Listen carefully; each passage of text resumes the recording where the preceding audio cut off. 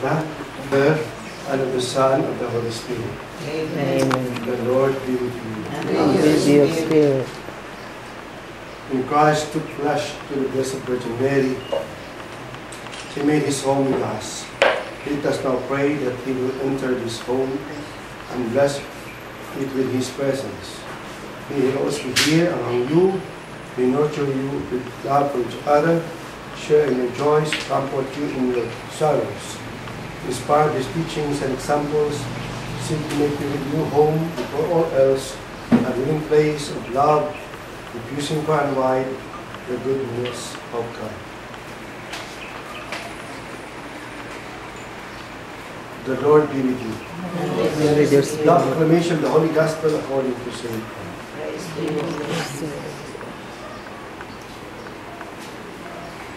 The Lord said to the 72, into whatever house you enter, first say, peace to this household. If a peaceful person lives there, your peace will rest on him. But if not, it will return to you. Stay in the same house and eat and drink what is offered to you, for the laborer deserves his payment. But move about from one house to another. Whatever town you enter and will welcome you, eat what is set before you, hear the seed in it, and say to them, the kingdom of God is at hand only. The Gospel of the Lord. Praise to you, Lord Jesus. In the living place you have prepared for them in your Father's house, you will reign with you in the Holy Spirit, one God forever and ever. Amen.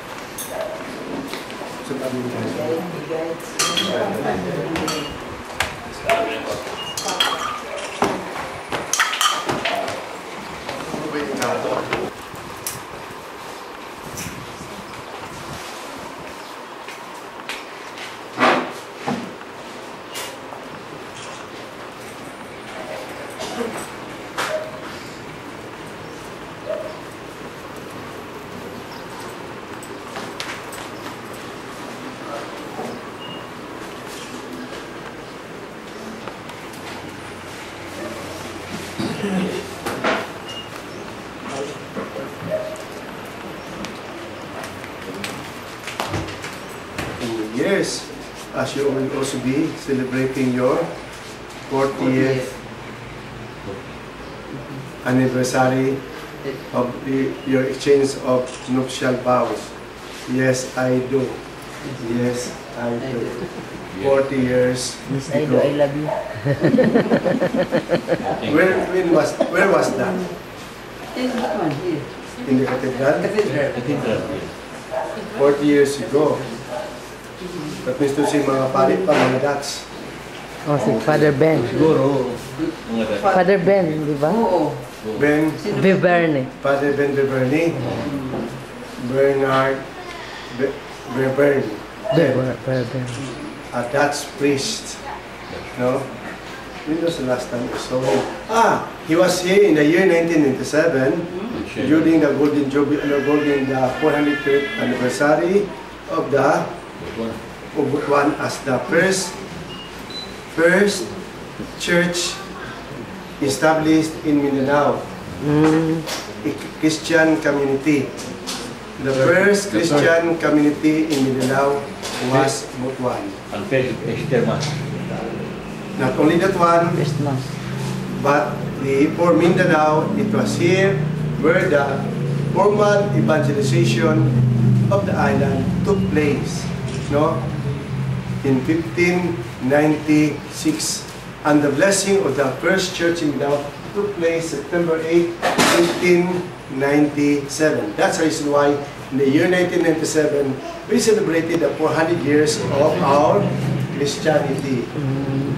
I told the bishop that we cannot wait for another 100 years to celebrate it. Let us celebrate it now, but he did not believe me. If you would not believe me, I would refer you to Greg Conteveros. Still, he was doubtful. So, Greg referred him to another historian. Mabag naisakit ba? Di mo tuoy, refer. Matuod ba? Wa nang kami patingoga kay misipog na sila. Gila kami tawlam o nga, we cannot wait for another years. Let us celebrate it now. Because actually, we really made a mark. Because when Orius University, when Orius became a university, elevated to the status of university, sayop ang ilang foundation date. Sayop. It was not on in 1901 where that school was first operated. It was already existing long before it was closed during the Spanish-American Revolution, Philippine-Spanish Revolution. It was closed in 1999, 98, 96 because of the revolution. It was opened in 1901 when Butuan Public School was opened, which is now Butuan Central Elementary School. When the school was opened by the Tamasites, American Tamasites, no, the school which was closed was opened again. It became the Butuan Parochial School, Butuan Public School, Butuan Parochial School, that of the government, that of the church. Under Orius College. Ako, pag-eskwela ko Butuan Parochial School. Yes. After the Second World War. That was the Butuan Parochial School. But long before it became a parochial school, it was called Escuela Municipal. It was already functioning as a school for the town of Butuan. But long before that, it was a Escuela Missional in 1635. So Orius must go back to 1635 because it is one of the oldest schools in Mindanao. Not 1901, because if you recall it in 1901, you are just 1635. saying yourself that it started together with Siliman University. Institute. Institute, yeah. Institute pa. Siliman Dumaguete. Institute. Now it is now called Siliman University. So it is very important that we should know history. Daghay na nasuko sa ako, kaya sige ko na po hisgot o history. Uy, wala ba tao ko silduhi? Wala ko silduhi. I'm just fighting it out because if we do not know our history, we do not know our culture, we do not know our faith, we do not know our language, then we will also do not know our identity. If we don't have identity, the question is, who are we? Ang balita nga ang mga taga-Butuan sa doon, no? Way kisayran kadiya kung iya nga kasaysayan, kay di ba isang mo basa? Ligoy ba? Mga ligoy. Kung we talk about first mass, ang kadumduman na niya si Imelda Marcos. Ang iyo, since 1977 lang, ang 1977.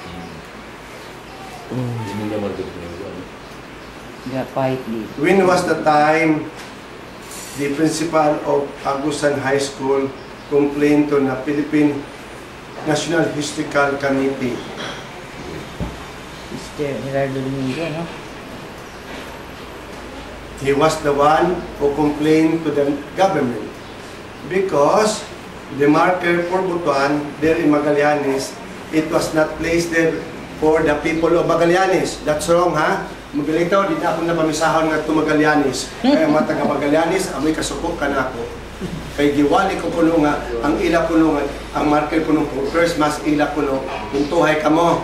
Wa pa, pag ang Magallanes, wa pa iyan pagkaninimaginan. Wa pa, it was part of the sea. Sa bansa. Bansa was already there. But in 1565, on the mouth of the river, Bansa River and that of Liloan. Agusan River, 1/6 of a liga from that junction, 0.8 kilometer or 1 kilometer was the shoreline of Butuan Bay from the mouth of the river. 1 kilometer lang kanang suba paingon sa bansa, kanang tributary. So therefore, there was no Magallanes, there was no Dahican, Pero sa none. bansa. There are three that the biggest, the oldest three in the Philippines, that is only a estimate. They have not counted the annual rings, really. So there was no Magallanes. When it was placed there in 1872, because Butuan was transferred in 1865 in Magallanes, they said that the marker was for them. Sayop. Only their place was called Magallanes in honor of that marker. And that marker is not an evidence of the first Mass. Remember that. It is not an evidence of the first Mass. Really. But it is an evidence of the oral history on the first Mass. Meaning, the people believe that the first Mass in the Philippines was in Butuan. It is not historiographic evidence of the manuscript from the book because it is a marker. It was placed there because that was the population of Butuan in 1865 to 1877. So the marker was placed in 1872. So what they call Magallanes before? Baog. Bao. Correct. Bao. The Butuanos transferred there in 1865. In 1877, they saw a man, a French doctor, passed by that place, and he made a pen drawing of that marker. So, my dear people of God, kung miss ko tag first Mass, masagaan sa inyo, kuto bagay magsugod kang Tia Imelda. Why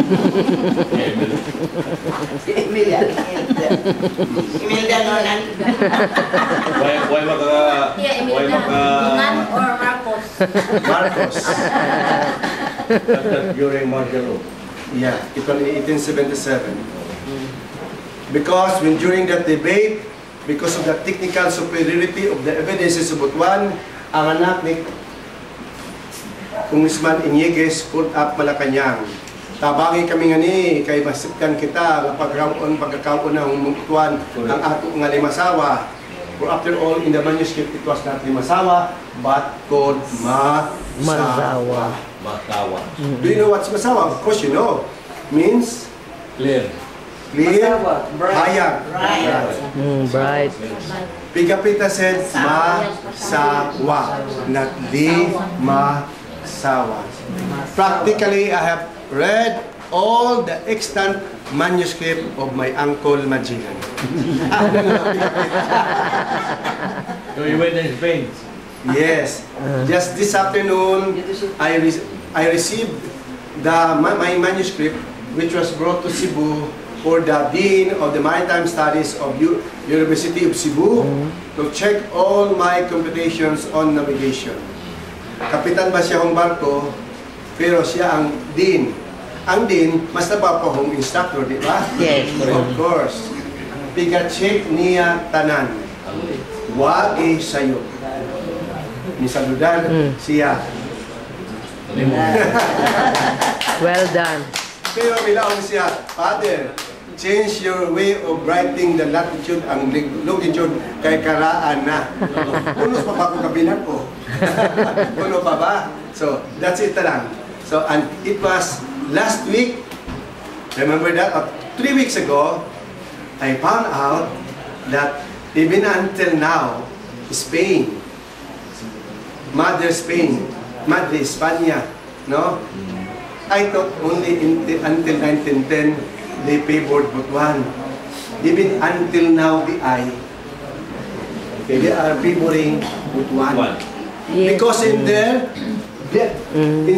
encyclopedias, modern, bago, secular, not of the church, the secular, modern encyclopedias are opting for Butuan until now. Why pakpak? Pakpak. You let me read that book. Kuan na, ang brown na ang kuan. Gamatoy nga kuan. Brown na ang paper. Kuan ka mo, museum nga to, simbahan. Ito una nga, Oh, yes. exhibit kami. Oo. Ibasa ko yan. Ipabasa mo ko. I have a good number of books. Actually, all the things that I receive from the people of God, when I money, I keep that money for my travel. Because the church, ang simbahan ta nga kusog mangurita, pubugahok, putabang. Ang simbahan ta, amurang amo, madya mo tamok, di madya mo buno. Sige lang ito lang ito. Sige lang panarap. Sige lang panarap. Sige lang panarap. Ang tabang mong simbahan ka na ako, pagtango lang kumupanaw ako. Oren. Recognition. Mas madya pa ang mga tao kay mong tabang pamuluho pa. Pero ang simbahan doon, ang tabang ginila ka na ako is to have a photo, ining pag-dry ka ining transfer from soft copy to hard copy. Print out. Mag-print out na. Libre hong gamit ang ink. Amo rin yan. About research, pinatas na talk about money. Wala.